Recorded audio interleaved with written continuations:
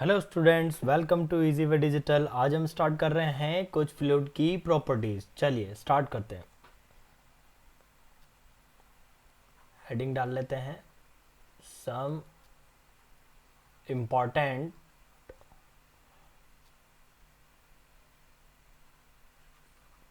Properties of fluid. चलिए, सबसे पहली जो प्रॉपर्टी आती है वो आती है हमारी density.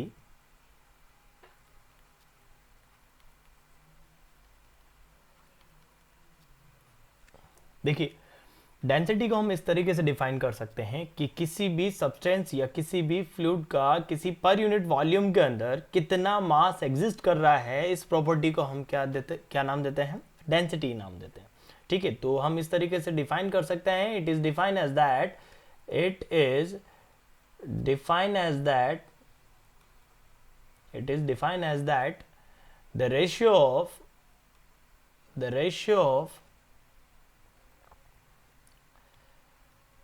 mass of fluid to the volume of fluid। Clear है? डेंसिटी क्या है? डेंसिटी हमारा एक रेशियो है, किसका? मास ऑफ फ्लूइड का और वॉल्यूम ऑफ फ्लूइड का। या फिर हम सिंपल लैंग्वेज के अंदर इस तरीके से बोल सकते हैं कि किसी भी सब्सटेंस का पर यूनिट वॉल्यूम के अंदर कितना मास एग्जिस्ट कर रहा है, इसी प्रॉपर्टी को अपने नाम दिया है डेंसिटी। ठीक है, डेंसिटी को हम यहाँ पे रिप्रेजेंट करते हैं किससे? रो से। किससे रिप्रेजेंट करते हैं? रो से रिप्रेजेंट करते हैं। तो हम यहाँ पे लिख देंगे इट इज डिनोटेड बाय रो। इसको इस रो से प्रोनाउंस करेंगे RHO, रो। क्लियर है? हम यहाँ पे मैथमेटिकली इस तरीके से रिप्रेजेंट कर सकते हैं, मैथमेटिकली इस तरीके से रिप्रेजेंट कर सकते हैं कि जो डेंसिटी होता है वो हमारा मास का और वॉल्यूम का रेशियो होता है। तो हम मास को रिप्रेजेंट, मास का सिंबल जो होता है वो अपन m कंसिडर करके चलते हैं, आपने पढ़ा होगा ऐसा यूनिट्स के अंदर। एंड वॉल्यूम को रिप्रेजेंट करते हैं अपन v से।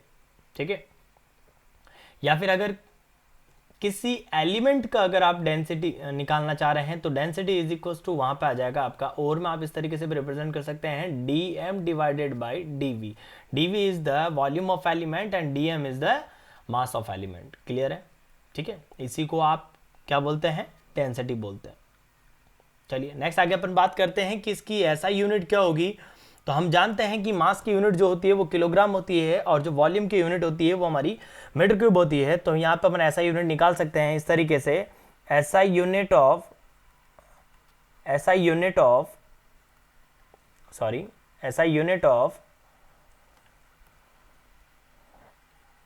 मास इज इक्वल्स टू, ऐसा unit of rho is equals to, mass की यूनिट होती है हमारी किलोग्राम एंड वॉल्यूम की यूनिट होती है हमारी मीटर क्यूब। क्लियर है? तो हम इस तरीके से इसकी यूनिट लिख सकते हैं। ठीक है, नेक्स्ट आता है हमारा, ये इंपॉर्टेंट है हमारे लिए। ठीक है, क्या कि इसका जो डेंसिटी का प्रेशर के साथ में क्या रिलेशन है। ठीक है, और अगर बात करते हैं डेंसिटी की लिक्विड और गैस के केसेस में क्या क्या मतलब चेंजेस आएगा, तो एक चीज का हमेशा आपको ध्यान में रखना है कि जो डेंसिटी होती है वो डेंसिटी आपके लिक्विड की जनरली हम क्या करके चलते हैं? कंसिडर करके चलते हैं, कांस्टेंट कंसिडर करके चलते हैं। ठीक है, तो डेंसिटी आपके लिक्विड की क्या रहेगी? कांस्टेंट रहेगी। तो आप नोट बना के लिख लीजिए यहाँ पे,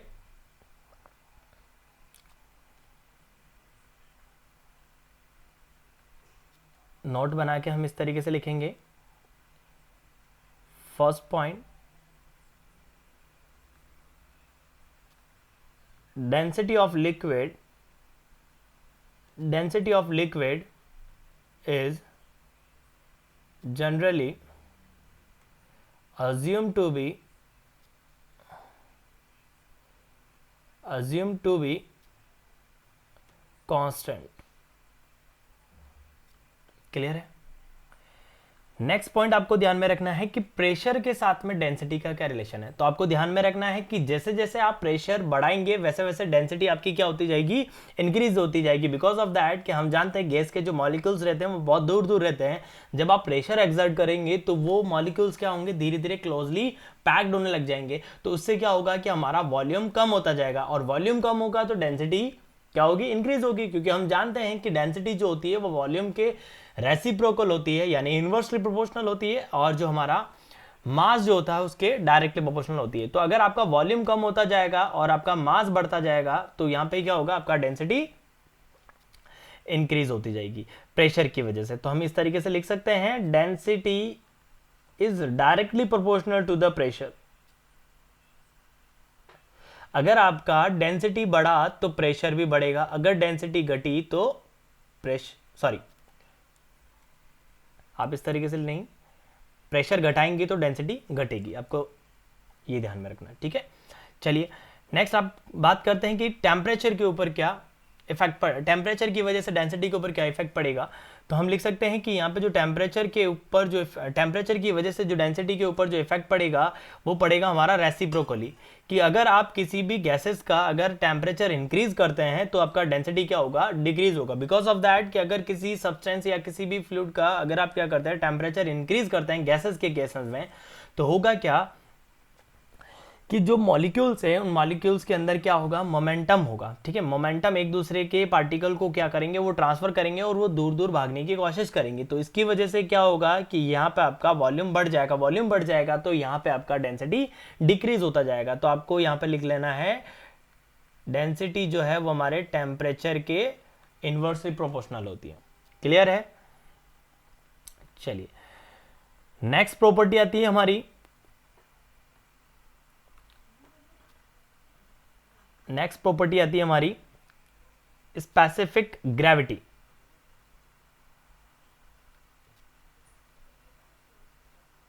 स्पेसिफिक ग्रेविटी, इसको आप ये भी बोल सकते हो रिलेटिव डेंसिटी। देखिए रिलेटिव डेंसिटी क्यों बोलते हैं अभी आपको बताएंगे, ठीक है। स्पेसिफिक ग्रेविटी या रिलेटिव डेंसिटी, देखिए स्पेसिफिक ग्रेविटी या रिलेटिव डेंसिटी क्या है, सिंपल सा है कि आपका जो स्पेसिफिक ग्रेविटी है बेसिकली किसका रेशियो है, डेंसिटी ऑफ सब्सटेंस और density of some standard substance at specified temperature. Actually हम यहाँ पे क्या कर रहे हैं, स्पेसिफिक ग्रेविटी या रिलेटिव डेंसिटी निकाल रहे हैं किसी भी सब्सटेंस के किसी और फ्लूइड के रेस्पेक्ट में। क्लियर है। तो आप यहाँ पे क्या करेंगे, कोई दूसरा कुछ स्टैंडर्ड सब्सटेंस कंसिडर करेंगे और उस स्टैंडर्ड सब्सटेंस की कुछ वहाँ पे डेंसिटी कंसिडर करेंगे, जो भी डेंसिटी होगी उस पर्टिकुलर टेम्परेचर के ऊपर वो कंसिडर करेंगे। देन उसकी हेल्प से अपन क्या निकाल सकते हैं, स्पेसिफिक ग्रेविटी या फिर रिलेटिव डेंसिटी। जनरली हम यहाँ पे स्टैंडर्ड जो फ्लूइड कंसिडर करके चलते हैं वो हम वाटर कंसिडर करते हैं, और उस वाटर का जो स्टैंडर्ड टेम्परेचर है वो 4 डिग्री सेल्सियस कंसिडर करके चलते हैं, ठीक है। तो यहाँ पे अपन इस तरीके से उसको लिख सकते हैं,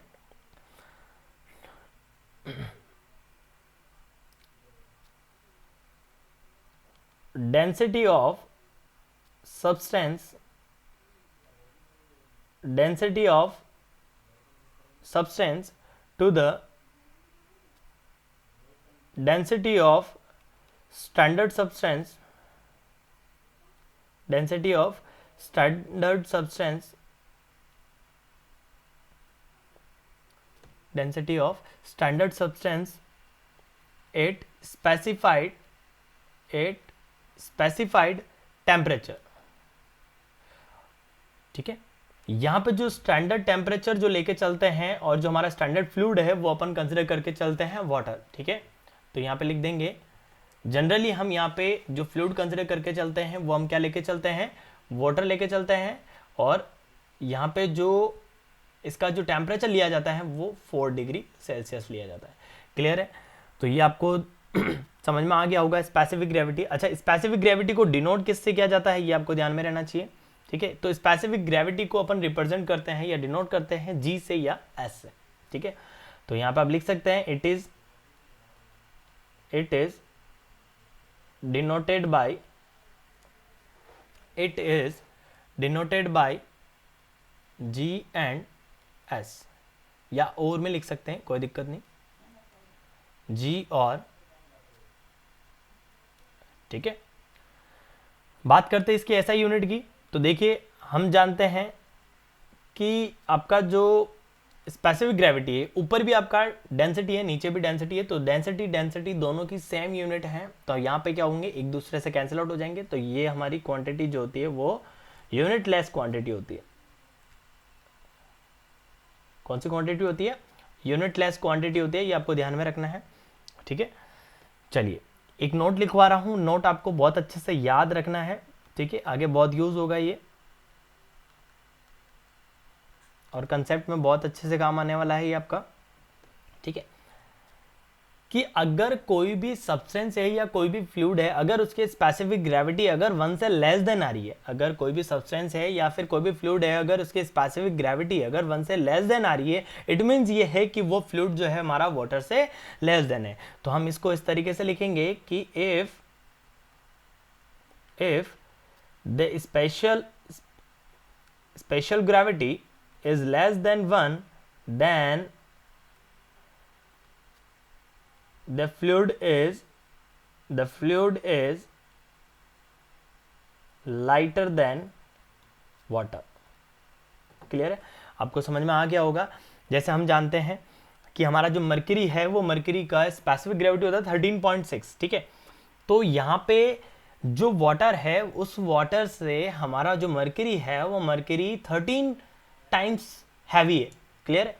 तो अब यह मैं आपको बता देता हूं कि जो स्पेसिफिक ग्रेविटी जो है मर्क्यूरी की SHG जो होता है वो होता है 13.6, और जो वाटर का होता है वो होता है 1। आपको ध्यान में रखना है। ठीक है,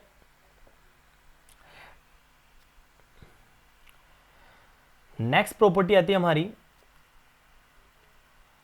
स्पेसिफिक वेट। नेक्स्ट प्रॉपर्टी आती है हमारी स्पेसिफिक वेट।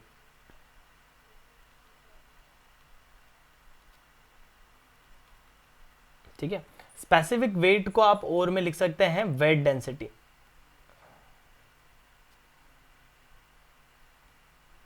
क्या लिख सकते हैं? वेट डेंसिटी लिख सकते हैं। ठीक है, देखिए वेट डेंसिटी क्या है, ये आपका डेंसिटी के जैसे ही सिमिलर है, आपको बस वहां पे कंसेप्ट सेम ही रखना है। कि डेंसिटी क्या था हमारा? डेंसिटी था हमारा कि पर यूनिट वॉल्यूम के अंदर कितना मास एग्जिस्ट कर रहा है। सिमिलरली यहाँ पे भी बिल्कुल सेम है, जी हाँ बिल्कुल सेम है, कि स्पेसिफिक वेट जो है वो क्या है कि पर यूनिट वॉल्यूम के अंदर कितना वेट एग्जिस्ट कर रहा है, उसी प्रॉपर्टी को हमने कितना वेट एग्जिस्ट कर रहा है उसी प्रॉपर्टी को अपने नाम दिया है स्पेसिफिक वेट। ठीक है, तो हम मैथमेटिकली या फिर इस तरीके से डिफाइन कर सकते हैं, it is define as that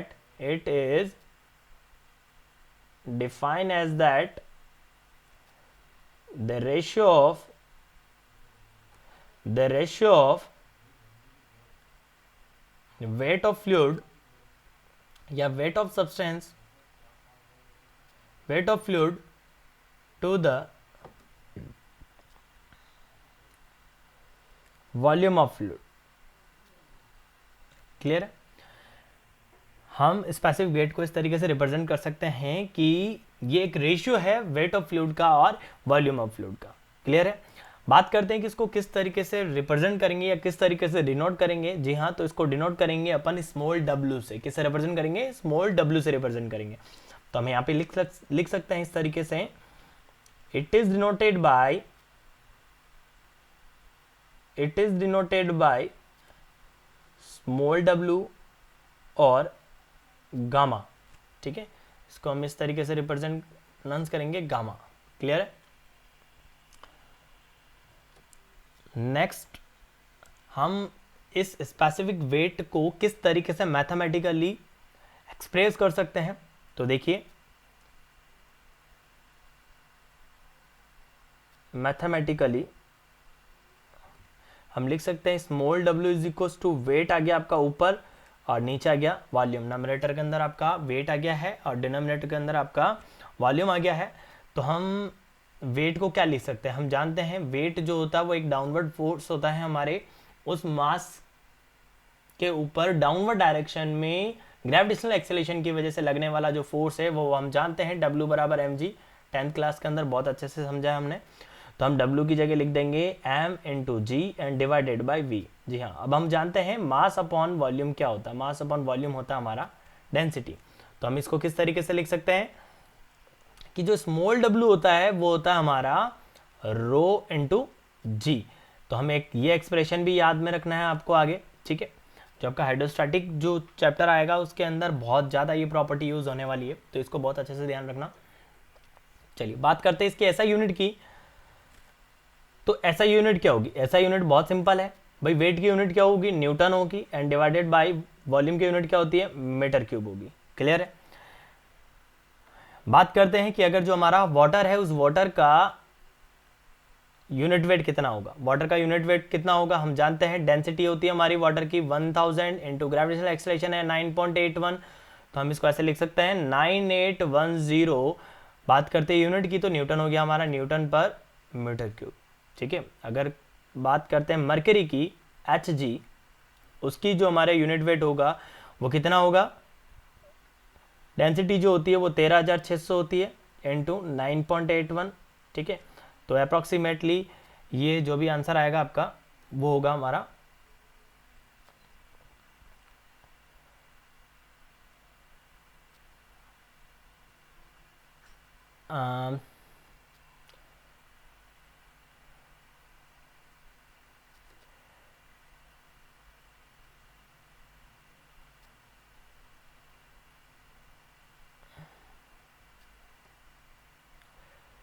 और मरकरी का जो आपका यूनिट वेट होता है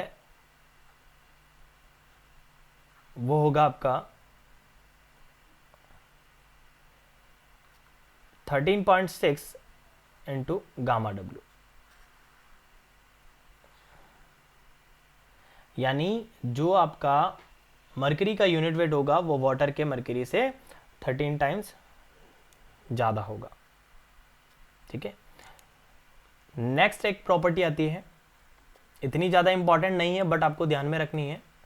वो प्रॉपर्टी है आपकी स्पेसिफिक वॉल्यूम। स्पेसिफिक वॉल्यूम, ठीक है। स्पेसिफिक वॉल्यूम, वॉल्यूम को रिप्रेजेंट, स्पेसिफिक वॉल्यूम को रिप्रेजेंट किया जाता है वी बार से। ठीक है। ये जो स्पेसिफिक वॉल्यूम है ये आपका डेंसिटी का रेसिप्रोकल है। तो आप सिंपली ऐसा बोल सकते हैं कि पर यूनिट मास के अंदर कितना वॉल्यूम एग्जिस्ट कर रहा है या कितना वॉल्यूम है, वही हमारा प्रॉपर्टी जो है वो स्पेसिफिक वॉल्यूम के नाम से जाना जाएगी। तो हम ऐसा लिख सकते हैं, it is defined as that it is defined as that reciprocal to the density या फिर inversely proportional to the density लिख सकते हैं। ठीक है। इसको डिनोट किया जाता है वी बार से, ये आपने ऊपर लिख दिया है। ठीक है। तो मैथमेटिकली हम इस तरीके से रिप्रेजेंट कर सकते हैं इसको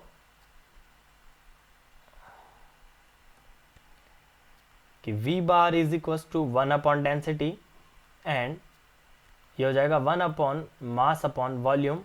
वॉल्यूम आपका ऊपर चला जाएगा तो ये हो गया आपका वॉल्यूम अपॉन मास हो गया। ऐसा यूनिट की बात करते हैं। ऐसा यूनिट क्या होगी? ऐसा यूनिट होगी आपके वॉल्यूम को मेजरमेंट करते हैं अपन। वॉल्यूम का जो हमारा ऐसा यूनिट होता है वो होता है हमारा मीटर क्यूब। ठीक है। जो यूनिट होती है वॉल्यूम की वो होती है हमारी मीटर क्यूब और मास की यूनिट होती है हमारी किलोग्राम। तो ये आपने देखा होगा कि डेंसिटी की जो हमारी यूनिट है उस यूनिट का जस्ट रेसिप्रोकल है। ठीक है। जस्ट उसका उल्टा है, वहाँ डेंसिटी की यूनिट होती है किलोग्राम पर मीटर क्यूब और यहाँ पे होती है हमारी मीटर क्यूब पर किलोग्राम। तो ये जो चारों प्रॉपर्टीज़ है, चारों प्रॉपर्टीज़ आपको बहुत अच्छे से ध्यान में रखनी है। ठीक है। ताकि आपके फ्लूइड की आप जो भी आप फिनोमेनन या जो भी आगे एक्सपेरिमेंट या जो भी आप एप्लीकेशंस पढ़ो तो आगे आपको अच्छे से समझ में आए। ठीक है। Thank you so much.